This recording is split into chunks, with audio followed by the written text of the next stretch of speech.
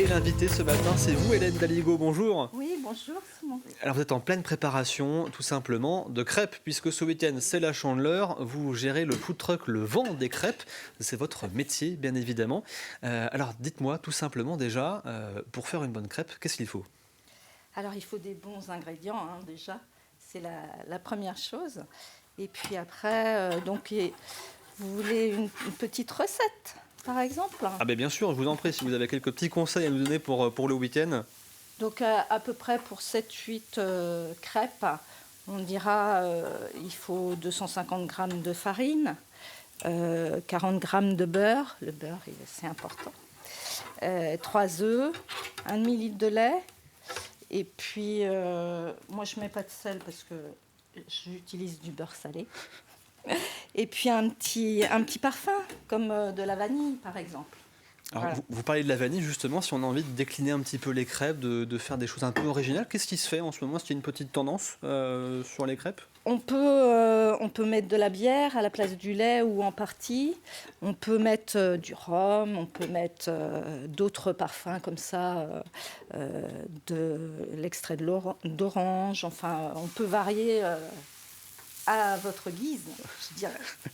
Et est-ce qu'il faut un ustensile précis? Parce que je vois que vous avez le coup de main parfait, bien sûr, pour étaler la pâte comme il se doit, pour que la crêpe soit la plus équilibrée possible. Et encore, je ne suis pas dans mon food truck, donc, mais c'est pas grave. Oui, ça c'est une roselle ou un râteau. Donc voilà, et que je fais sur une biligue, un biligue ou une galetière, on appelle. Alors, qu'est-ce qui vous a donné, vous, l'envie justement d'en faire votre métier, d'avoir votre food truck, Le Vent des Crêpes?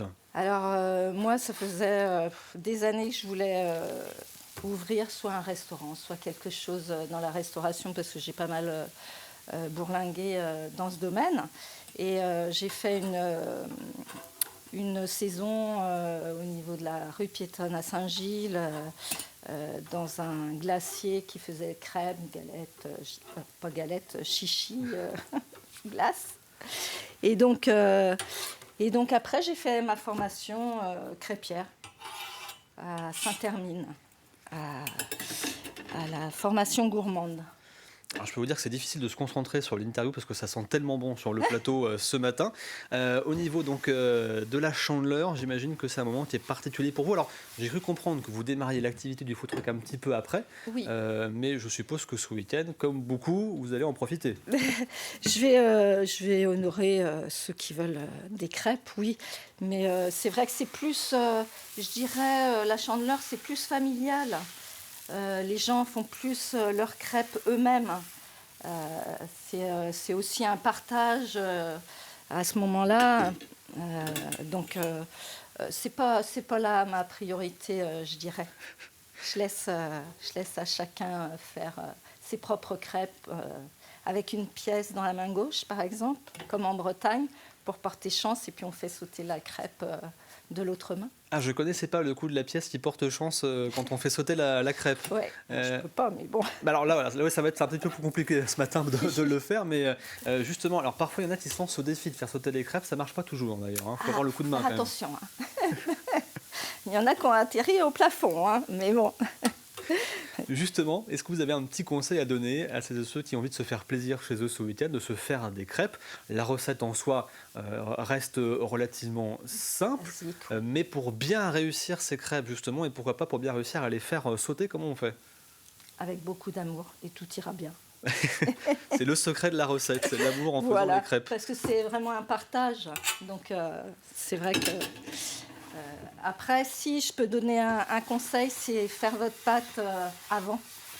Comme ça, qu'elle ait le temps de reposer. Ça, c'est vraiment un élément qui est important pour... voilà. Est-ce qu'on peut juste rappeler les petits ingrédients de base de la recette? On a bien sûr le sucre. Alors, on va commencer par la farine, le lait, le sucre. Vous voulez les quantités? Alors, on peut donner des quantités, hein, on peut bien sûr. Prenez note chez vous ce matin des quantités pour faire votre recette. 250 grammes de farine, 1 demi-litre de lait, 40 grammes de beurre, 3 œufs et le parfum. Voilà, en gros, c'est ça. Et beaucoup d'amour.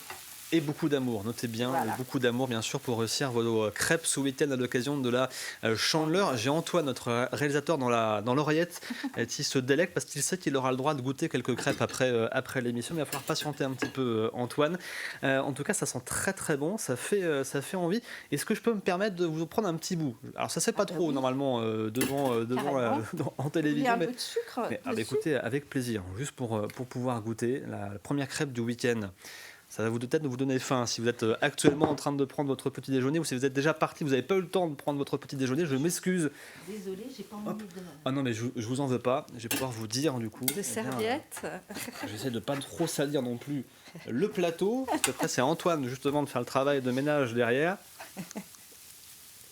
Je suis désolé si vous m'entendez mâcher, mais elles sont très très bonnes. À l'occasion donc de la Chandeleur. Ça coule, attention. Merci Antoine.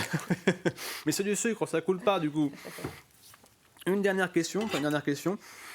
Si on a envie aussi de se faire un petit plaisir sur les crêpes, on peut aussi parfois, certains les font alors ça se fait un petit peu même en salé aussi, on peut parfois se faire une Oui. crêpe salée. Tout à fait. Donc à ce moment-là, vous enlevez ou pas le sucre que vous intégrez dans la crêpe. Et du coup, comme ça, vous pouvez mettre de l'emmental, du jambon, ce que vous voulez dessus, sans la retourner. Si vous la faites, vous pouvez la faire directement et puis compléter. Et puis voilà. Alors si on a envie de venir goûter les crêpes de Vendée Crêpes, où est-ce que l'on pourra vous retrouver prochainement? Alors, je vais recommencer donc à la mi-février, devant chez Leclerc le jeudi, le vendredi au marché de Brême et le samedi au verger de Vendée, de Saint-Gilles. Et donc, sur Saint-Gilles, croix de Pierre. Et donc je précise bien sûr le vent des crêpes, le vent comme le vent des crêpes, voilà pour le petit jeu de mots aussi avec la Vendée bien évidemment. Voilà.